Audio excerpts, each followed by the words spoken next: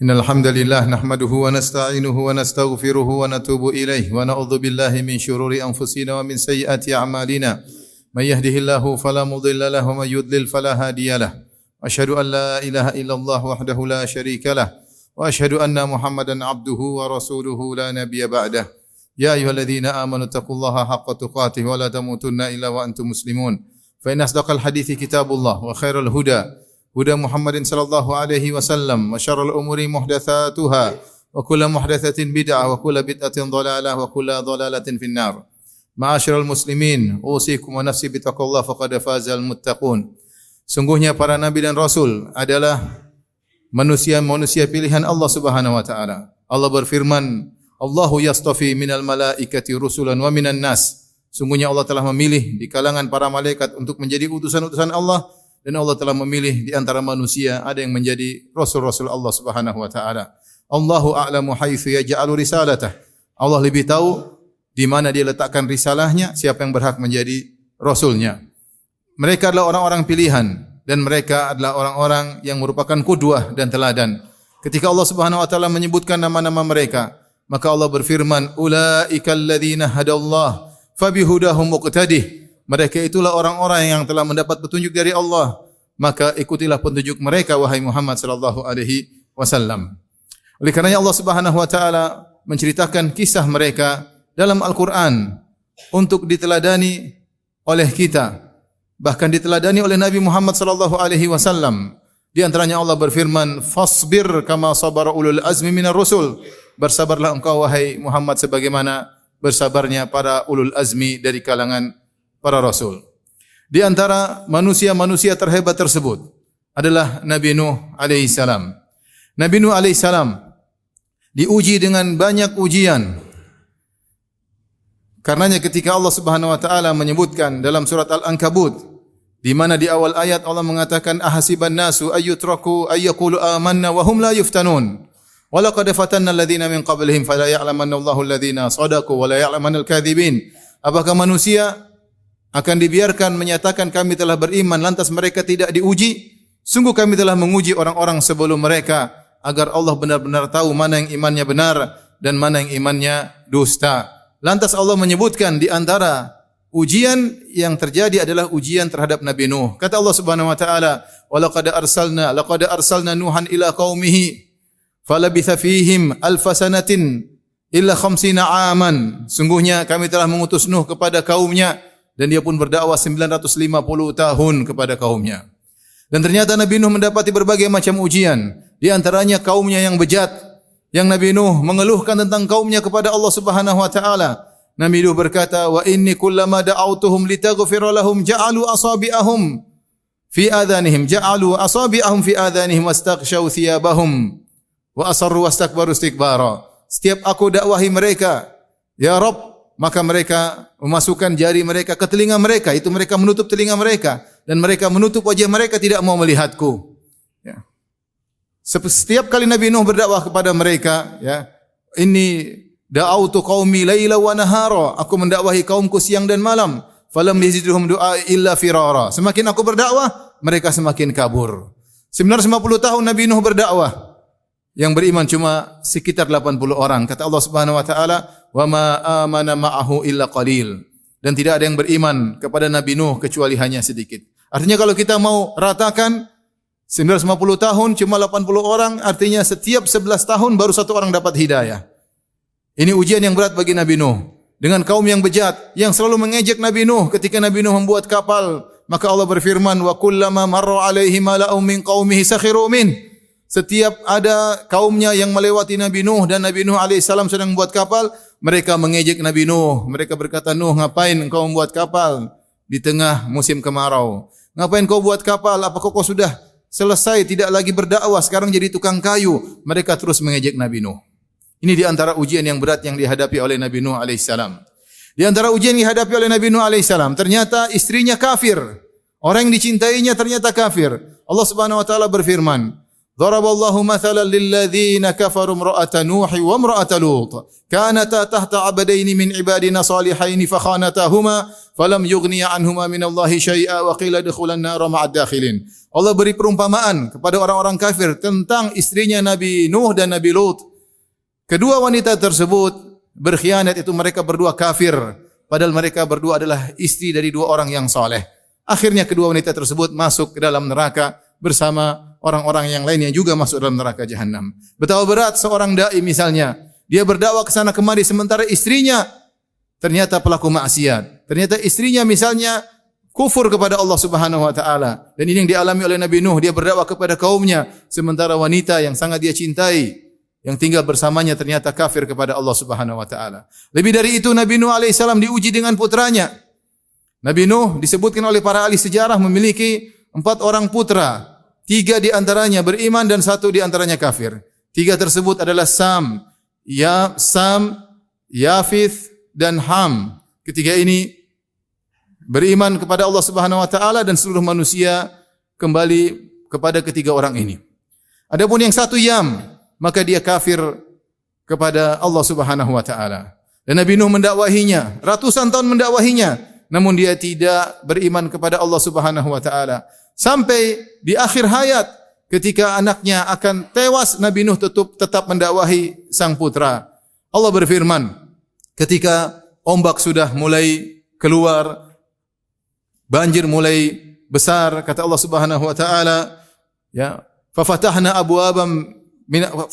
abwabas samai bima'in munhamir wa fajjarnal arda uyunan faltaqal ma'u ala amrin qad qudir. Maka kami bukakan pintu-pintu langit, maka turunlah hujan yang sangat deras.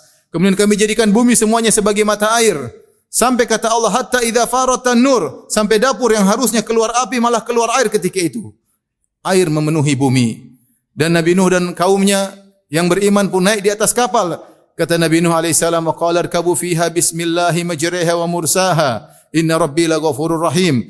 Naiklah kalian di atas kapal dengan mengucapkan bismillah, dengan ketika berlabuhnya kapal maupun bersandarnya kapal. Kapal tersebut kapal yang sangat sederhana. Kata Allah Subhanahu wa taala, wa hamalnahu ala dzati alwahin wa dusur. Kami angkut Nabi Nuh bersama kaumnya di atas kapal yang terbuat dari papan-papan dengan paku-paku. Kapal yang sangat sederhana. Tetapi ombak ketika itu sangat dahsyat. Kata Allah Subhanahu wa taala, wa hiya tajri bihim fi maujin kal jibal. Maka kapal tersebut mengangkut mereka berlabuh di atas ombak yang sangat besar sampai kata Allah ombak tersebut seperti gunung. Tiba-tiba Allah mentakdirkan Nabi Nuh melihat putranya yang sedang berenang. Wa nada Nuhan ibnahu wa kana fi ma'zili ya bunayya irkam ma'ana. Maka Nabi Nuh tidak putus asa. Buah hatinya yang sangat dia cintai, maka dia panggil, wahai putraku, kemarilah naik di atas kapal. Wala takum ma'al kafirin. Jangan kau ikut bersama orang-orang kafir. Nabi Nuh tidak murka, tidak mengatakan dasar anak bejat, dasar anak kurang ajar. Tetapi dia tetap manggil, wahai putraku, ya bunayya, wahai putraku, kemarilah. Anaknya ngeyel dengan berkata, qala sa'awi ila jabali ya'simuni minal ma'. Aku akan pergi ke puncak gunung yang menyelamatkan aku dari ombak yang besar ini, dari banjir yang besar ini. Nabi Nuh mengingatkan kembali, qala la asimal yauma min amrillah illa man rahim. Tidak ada yang bisa selamat kecuali yang dirahmati oleh Allah Subhanahu wa taala. Nabi Nuh alaihissalam terus merayunya. Tiba-tiba ada ombak yang memisahkan mereka berdua. Wa hala bainahumal mauju fakana minal mughraqin. Akhirnya anaknya pun tenggelam. Lihatlah Nabi Nuh diuji dengan orang-orang yang dia cintai. Sebagaimana juga nabi-nabi yang lain juga diuji dengan orang yang dia cintai. Seperti Nabi Ibrahim alaihissalam diuji dengan kafirnya bapaknya. Nabi Muhammad SAW diuji dengan kafirnya pamannya Abu Lahab.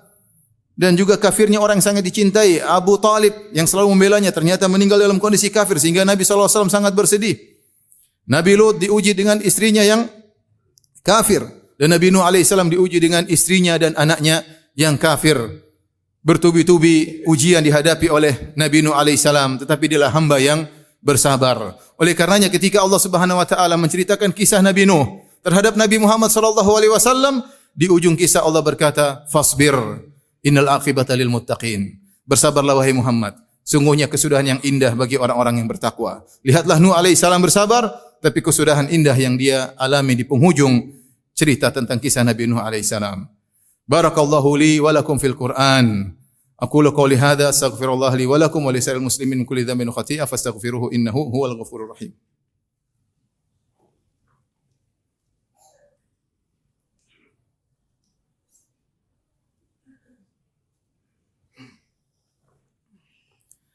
Alhamdulillahi ala ihsani wa syukru lahu ala taufiqihi wa amtinani wa asyhadu an la ilaha illallah wahdahu la syarika lahu ta'ziman li sya'nihi wa asyhadu anna Muhammadan abduhu wa rasuluhu da'ila ridwani.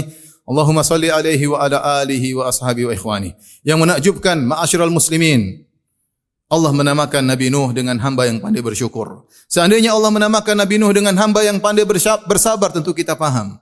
Tetapi ternyata Allah menamakan Nabi Nuh dengan hamba yang pandai bersyukur. Dalam surat Bani Israel atau surat Al-Isra, Allah berfirman, "Dzurriyyata man hamalna ma'a Nuh, innahu kana 'abdan syakura." Yaitu keturunan dari orang-orang yang kami angkut di atas kapalnya Nabi Nuh, sungguhnya adalah hamba yang pandai bersyukur. Dan nama ini terus abadi sampai pada hari kiamat kelak, tatkala manusia dibangkitkan di padang mahsyar dengan jarak matahari 1 mil, keringat bercucuran. Mereka menanti kedatangan Rabbul Alamin untuk memulai persidangan, tapi Allah tidak datang-datang juga. Maka orang-orang pun datang meminta pertolongan kepada orang-orang mulia. Di antaranya mereka datang kepada Nabi Nuh alaihissalam. Kemudian manusia berkata kepada Nabi Nuh, "Ya Nuh, anta awwalur rusuli ila ahlil ardi." Wahai Nuh, engkau adalah rasul yang pertama yang Allah utus kepada penghuni bumi. Wa sammakallahu 'abdan syakura. Dan Allah menamakan engkau dengan hamba yang pandai bersyukur. Amma tara ma nahnu fih, tidakkah kau lihat bagaimana kondisi kami? Amma tara ma balagha bina, tidakkah kau lihat bagaimana kepayahan yang kami rasakan? Isfa' lana 'inda rabbik, berilah syafaat bagi kami di sisi Allah. Intinya pada hari tersebut manusia menyatakan wa sammakallahu 'abdan syakura. Allah menamakan engkau dengan hamba yang pandai bersyukur. Menakjubkan di tengah-tengah ujian yang begitu berat ratusan tahun, ternyata Nabi Nuh bukan orang yang suka mengeluh, bahkan dia suka bersyukur kepada Allah Subhanahu wa taala. Para ahli tafsir menyebutkan kenapa Nabi Nuh disebut hamba yang pandai bersyukur. Nabi Nuh selalu memuji Allah Subhanahu wa taala. Jika dia makan, maka dia memuji Allah. Dia berkata, seandainya Allah menghendaki aku lapar, aku akan jadi lapar. Jika dia minum, dia memuji Allah. Dia mengatakan, seandainya Allah menjadikan aku menghendaki untuk haus, aku akan haus. Jika dia pakai sendal, dia memuji Allah Subhanahu wa taala. Dia berkata, seandainya Allah berkehendak aku bertelanjang kaki, tentu aku tidak punya sendal. Ketika dia pakai pakaian, dia memuji Allah. Dia mengatakan, seandainya Allah Subhanahu wa taala menghendaki aku telanjang badan, aku akan telanjang badan. Tapi Allah memberikan aku kenikmatan. Dan hamba yang seperti ini dicintai oleh Allah Subhanahu wa taala. Nabi Muhammad SAW bersabda, "Innallaha la yarda an 'abdihi idza akala al-aklah an yahmadahu 'alaiha." Sungguhnya Allah sangat ridha dengan hambanya jika dia makan makanan kemudian dia memuji Allah. Wa idza syariba syarbah ay yahmadahu 'alaiha. Dan jika dia minum minuman, maka dia memuji Allah. Allah sangat ridha dengan dia. Marilah kita introspeksi diri. Betapa banyak orang-orang yang hanya melihat kepada sisi-sisi negatif, tidak melihat pada sisi positif. Selalu melihat kepada kesulitan yang dia hadapi, tidak melihat kepada banyak kenikmatan yang dia rasakan. Itulah sifat manusia, kata Allah Subhanahu wa taala, "Innal insana li rabbih lakanud." Sungguhnya manusia itu suka berkeluh kesah. Kata Hasan Al-Basri, "Yadhkurul masa'ib wa yansan ni'am." Yaitu suka ingat-ingat musibah yang dia alami dan dia lupa dengan kenikmatan-kenikmatan yang dia rasakan. Ada seorang mengeluh tentang musibah yang dia hadapi, tentang kesedihan yang dia rasakan. Maka dia mengeluh kepada gurunya, lantas sang guru memberikan 2 carik kertas kepada sang murid. Isi 1 kertas dengan kesedihan yang kau rasakan, dan isi pula 1 kertas list data-data kenikmatan yang kau dapatkan. Maka dia pun mulai menulis kesulitan yang dia hadapi. Ternyata cuma sedikit, tidak keluar dari 10 jari. Ketika dia melis, nikmat yang dia rasakan terlalu banyak. Nikmat pandangan, nikmat pendengaran, nikmat kesehatan, nikmat keluarga, nikmat punya orang tua, nikmat punya kakak adik, nikmat bertetangga. Nikmat terlalu banyak. Sehingga seorang kalau melihat pada poin-poin yang negatif, dia tidak akan pernah bersyukur kepada Allah Subhanahu wa taala. Lihatlah Nabi Ayub alaihissalam ketika diuji dengan ujian yang sangat berat. Luka sekujur tubuhnya sehingga orang-orang menjauhinya. Istrinya pun mulai mengeluh. Maka dia nasihati istrinya. Dia mengatakan, "Wahai istriku, Allah telah memberikan kita kenikmatan selama 70 tahun. Sekarang kita baru sakit 7 tahun. Apakah kau mengeluh? Lupakah engkau dengan kenikmatan yang begitu lama? Sebagian kita ketika dikasih musibah di masa pandemi cuma 2 tahun. Kemudian dia mengeluh, kemudian berkeluh kesah. Dia lupa selama ini bertahun-tahun dalam kenikmatan. Dia lupa bahwa selama ini ekonominya naik. Dia baru jatuh 2 tahun, kemudian dia seakan-akan lupa kepada sang penciptanya. Oleh karenanya seorang selalu melihat pada nilai-nilai yang positif. Sungguhnya dunia adalah medan ujian. Kalau dia selalu melihat kepada yang negatif, dia tidak akan pernah bersyukur kepada Allah Subhanahu wa taala. Tapi kalau dia melihat kepada yang positif, dia akan senantiasa bersyukur kepada Allah meskipun ujian menerpanya dan menimpanya. Seperti Nabi Nuh alaihissalam diterpa dengan berbagai ujian, tetapi dia dinamakan oleh Allah abdan syakura, hamba yang pandai bersyukur kepada Allah Subhanahu wa taala. Inna Allaha malaikatahu yusalluna 'alan nabi, ya ayyuhalladzina amanu sallu 'alaihi wa sallimu taslima. Allahumma salli 'ala Muhammad wa 'ala ali Muhammad kama shallaita 'ala Ibrahim wa 'ala ali Ibrahim innaka Hamidum Majid. Wa barik 'ala Muhammad wa 'ala ali Muhammad kama barakta 'ala Ibrahim wa 'ala ali Ibrahim innaka Hamidum Majid. Allahumma ighfir lil muslimina wal muslimat wal mu'minina wal mu'minat al ahya'i minhum wal amwat. Innaka sami'un qaribun mujibud da'wat wa ya qadhiyal hajat. Allahumma ja'alna laka syakirin. Allahumma ja'alna laka syakirin. Allahumma ja'alna laka syakirin. Laka dhakirin. Laka dhakirin. Laka dhakirin. Rabbana atina fid dunya hasanah wa fil akhirati hasanah wa qina adzabannar wa aqimus salah.